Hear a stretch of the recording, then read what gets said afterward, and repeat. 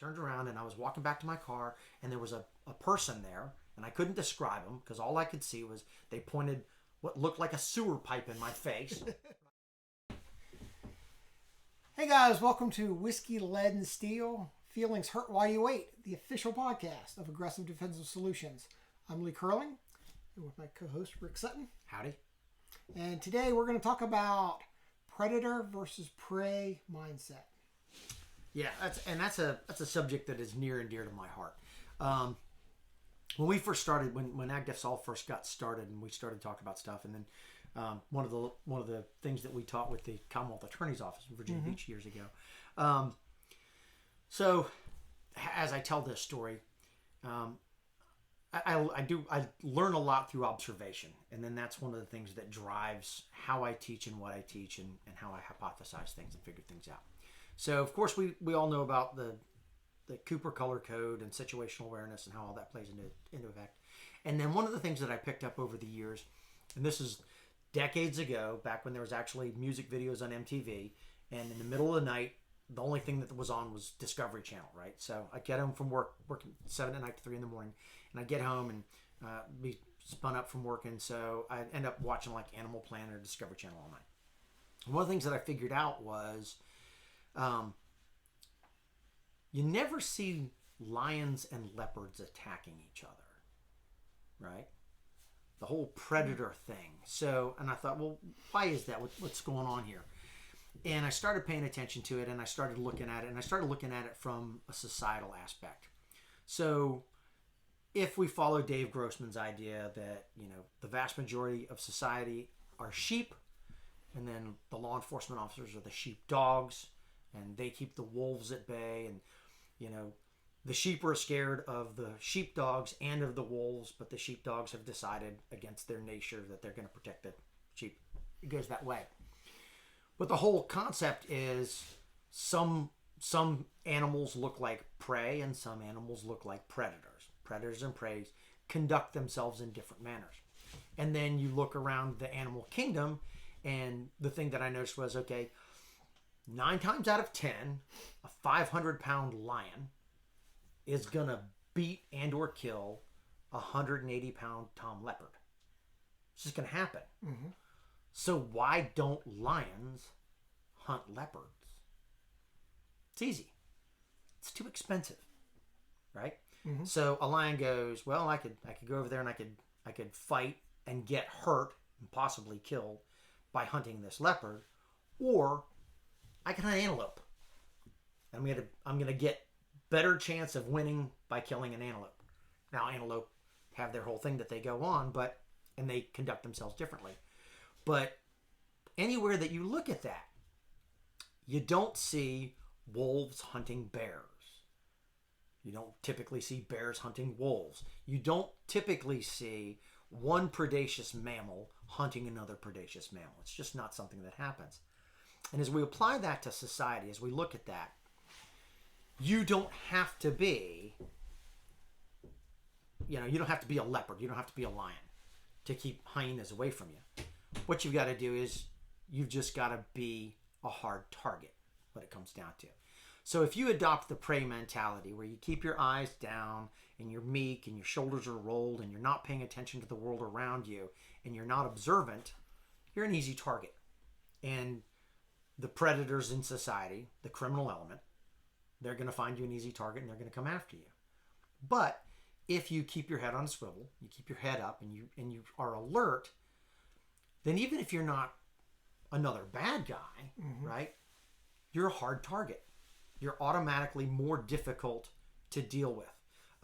When I worked robbery, I had several of these cases where lady called and said, I got robbed at the ATM.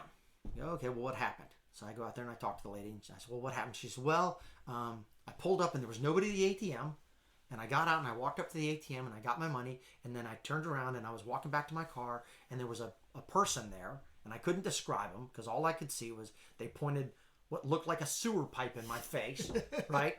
They pointed this thing, and then they took my money, and then they vanished into the night.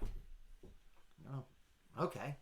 All right. Well, back in the old days when people had, ATMs, and there were videos, so you'd start scrolling back, and then you'd see that No, that's not what happened. You know, she pulled up and there were 3 jackasses standing around the ATM machine. Mm-hmm. Standing there. Mm-hmm. And we get good descriptions of them because we got good video. You have good video And she gets up and doesn't look at them and walks right amongst them. And as she's getting her money, they surround her. And when she turns around, one of them points a gun in her face and the other one takes the money out of her hand. And then the 3 of them just walk over and get in a car and drive away. So we're like, okay, well, let's see if we can get a description of the car. So we run it back. And then somewhere along in there, we find the video that looks like this. A pickup truck or an SUV pulls up and stops and leaves its lights on. And the guys are still standing there. And eventually those guys wander off and they go stand by a car here. And then the door opens and a physically fit guy gets out of the car, gets out of the truck and looks at them. And closes the door and stands there and looks at them. He's made eye contact with them. Now they know that he knows what they look like. Minimally, he can give a good description. And then he walks over to the ATM and stops and turns around and looks at them. And then they get in their car. And then he punches his numbers in and he turns and looks at them. And then they back their car up. We get the license plate off of it, fortunately. And they drive away and he takes his money and walks back out. And it's not so much that he got out and challenged them, but he was too difficult a target. Right? He conducted himself more like a leopard than like an antelope. And so as a result of that, these hyenas left him alone. And then as the war in Iraq started to ramp up, and I was teaching down at Blackwater, and I was teaching a lot of guys who were coming through, and they were getting pre-deployment training, and then they were leaving. And then every now and again, 6-8 months later, they would come back and I'd see these guys again. And it was all about lessons learned. And I forget when it was. I want to say it was 2004, 2005 time frame. And this is not to pick on the Army. It's just an observation, and it's a difference in, I think, how one organization looks at how they do business as opposed to another one. And again, this is not me being critical. It's just a lessons learned kind of thing. And I think we figured that out. But back here, we kept hearing this Army unit got attacked, and this Army unit got attacked, and that Army unit got attacked, and these guys right outside the green zone. And I'm watching CNN and MSNBC. And then I would see a group of sailors or a group of soldiers who would need to move from point A to point B. So they would form up, go to sling arms or whatever, and then because they weren't moving a far distance, and then they would go out the gate and they would go down the street, and then they would get hit, and then they would fight their way back, and then they would do their thing. And I'm watching that, and one of the things that I noticed was I kept hearing about Army units getting hit, Army units and naval units getting hit. And I don't know how or the why of that. But I do know that as I'm watching this video, various videos, and I'm watching, this is all anecdotal stuff, I kept not hearing about groups of jarheads get hit. And then I would see videos of jarheads, Marines, and they would get ready to go from point A to point B, and they would jock up and then go out the gate, giving the impression that, please, somebody throw something at us so we can destroy a block of stuff. And I don't know, because I was not there. I don't know if that had any effect or not. So this is all anecdotal. But it does kind of set in with mindset, because terrorists are just criminals of another ilk. But if you are a hardened target, nobody wants to hit a hard target. That's why we haven't, knock on wood, we haven't had any big military bases that get hit by terrorists, because they're full of dudes with guns who know how to use guns. And that's not good for you if you want to survive and do another terrorist attack. That's why IEDs are in the way they are. But it was one of those things that I saw and I looked at and I thought, okay, maybe there is something to that. Anecdotally. The whole time I was on the police department, every time that I worked, as I was working uniform patrol, I never got shitty with anybody. I never went out and picked a fight with anybody. But I had several people that I worked with, and I had several civilians and several supervisors who said, you always look like you're ready to fight. You always look like you're ready to hit somebody in the face and just fight with somebody. And to a degree, I was, because part of my mindset when I got ready to go to work was, okay, statistically speaking, since I didn't get in a gunfight yet, today's the day I'm going to get in a gunfight. So I want to be ready for the gunfight. And it's the attitude. But I noticed that guys that I arrested, that my cohorts arrested, that they had to fight, I very rarely had to fight. And I think a lot of it had to do with the fact of, if not a projection of force, a recognition and an apparent willingness to engage in the fight if you had to. And I think from a societal standpoint, we have gotten to the point where people are more concerned about not offending anybody or not making somebody feel uncomfortable, to the point that we end up with people who are being sheep. And you don't have to be a leopard. You can just be a ram, I think. But that was just one of those things that I noticed, like I said, observationally and anecdotally as I went through life. You were overseas. Mm-hmm. You were over in Iraq. So you can obviously speak better to that than I can. And it may well have just been that, again, the Army got hit more because there's just more of them. You guys are, the Army is what, 7 times bigger than the Marine Corps? Are there 7 Army Corps? Because the Marine Corps can't by law be bigger than an Army Corps. Yeah, okay. Yeah. I mean, obviously the pure numbers are different, but the other thing is I'm not sure about the Green Zone because I wasn't around. I went there twice. Was that when when you were talking about like weren't you like an advisor for like the Hurt Locker? Didn't you beat Jeremy Renner? Yeah, that was 100% true, wasn't it? Yeah. I'm sure, 100% true, 100%. Yeah, some of the early ones are actually there are a lot of them are just they need to be remake the Delta Force. The Delta Force, yes, the Delta Force. Yes, absolutely needs to be remade because that's probably the best one out there. Absolutely. Shout out to Carlos. That's right. Everybody else calls him Chuck. I call him Carlos. Yeah, definitely the way you conducted yourself, right? And I was, there early. It's how hard of a target you looked. Yeah. Especially early on. It's much less later, mm-hmm. right? But the Fedine, they were not going after a hard target. Yeah, they didn't want to get shot back at. Absolutely, they didn't want to get dead. Yeah. Right. That was those guys were not terrorists. Right. Yeah. They were just loyal Saddam supporters. Right. And they were doing what they could do. It wasn't very effective, but they were doing what they were doing.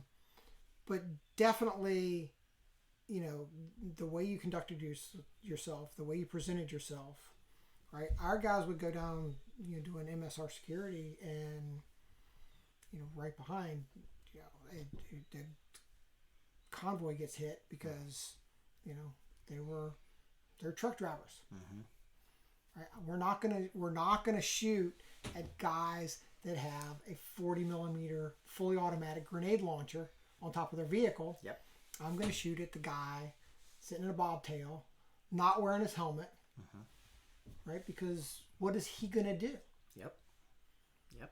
Right, and those guys by no means were sheep.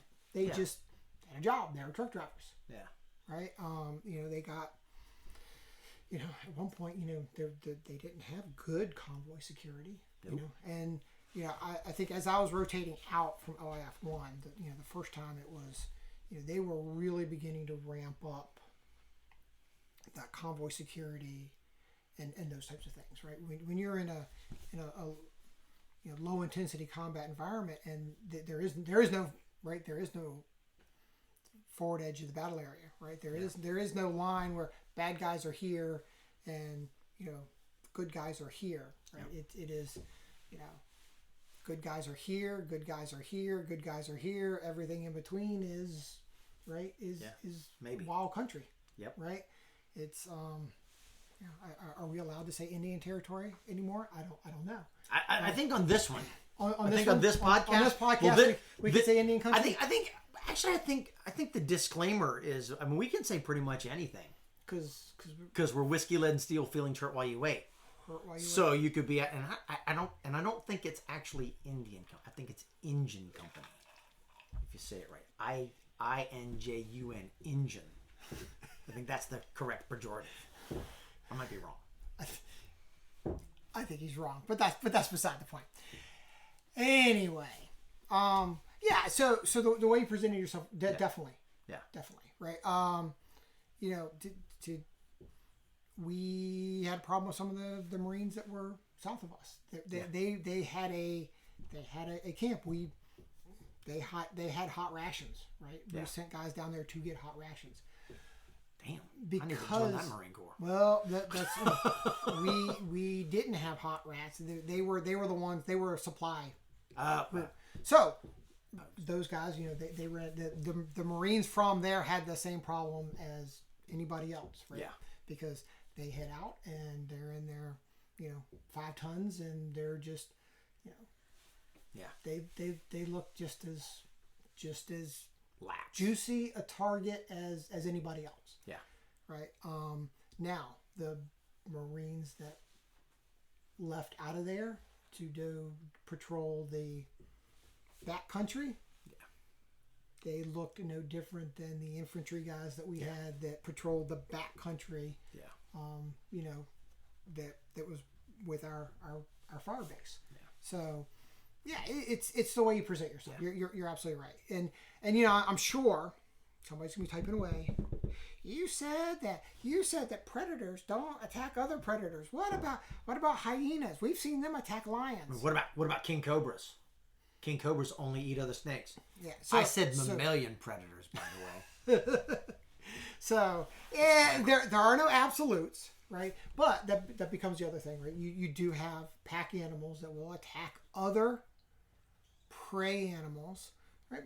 But again, it's the strong lion is less likely than the older weak lion. Yep. So it's there are no absolutes in life, but you're less likely to be attacked at the ATM by presenting yourself well. Yeah. And of going, those are sketchy dudes there.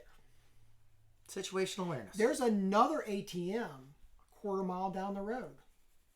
Maybe I'll go to that ATM. Because the best way to win a gunfight?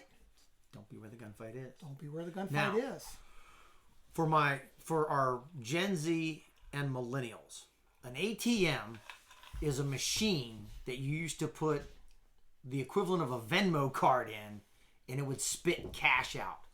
Cash is paper money.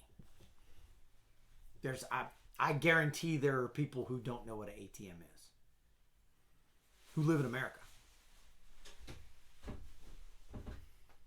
Probably. Just like there are people who don't know that you used to watch music videos on MTV. I'm sure there are people that don't understand that music television, MTV, is music television that doesn't show music anymore. Yeah, because there used to be like 5 of them. There was Sunday Bloody Sunday by U2. There was Jump. There was like 2 or 3 things by Madonna. There's a whole bunch of shit by Duran Duran and China Girl by David Bowie. Oh, and I read Let's Dance by David Bowie. That's pretty much what you got in the 80s on music television, but that's really all you needed. Anything else? Oh, how did I do? No, I think we're good. Cool. So, don't be a prey. If you're going to be a sheep, be a ram. Other than that, keep your head on a swivel, keep your eyes open, and be a hard target so that they will go and use somebody else as a target. Hope you found this entertaining and enjoyable. Well, hopefully, you know what? You shouldn't have got your feelings hurt by this. Oh, no, wait. You said there were no absolutes. Absolute. Bursts of Thunderers suck. That's an absolute. All right. We'll catch you on the flip side. See you next time. those are sketchy dudes there. Situational awareness. There's another ATM a quarter mile down the road. Maybe I'll go to that ATM. Because the best way to win a gunfight? Don't be where the gunfight is.